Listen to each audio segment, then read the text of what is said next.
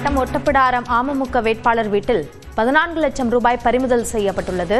இது குறித்த கூடுதல் விவரங்களை நம்முடைய செய்தியாளர் முரளி சங்கரிடம் கேட்கலாம். முரளி சங்கர், விவரங்களை பதிவு செய்யுங்க. அபிநயா, தூத்துக்குடி மாவட்டம் ஒட்டப்பிடாரம் சட்டமன்ற தொகுதியில அமமுக சார்பில் சுந்தரராஜன் அப்படிங்கிறவர் போட்டியிடுறாரு.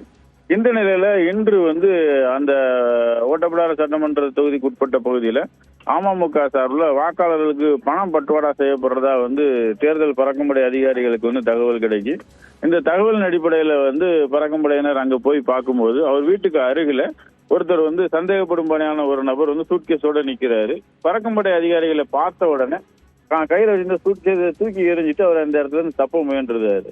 அதுல பார்த்தா கிட்டத்தட்ட பணங்கள் எல்லாம் வெளியில சிதறி கிடக்குது. அது மொத்தமா எடுத்து பார்க்கும்போது பார்த்தா 14 லட்சம் ரூபாய் கிட்ட இருக்குது.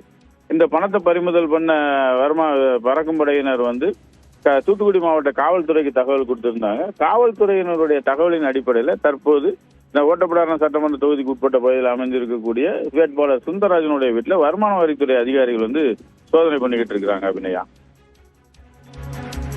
தற்போதைய விவரங்களுக்கு நன்றி முரளி சங்கர்.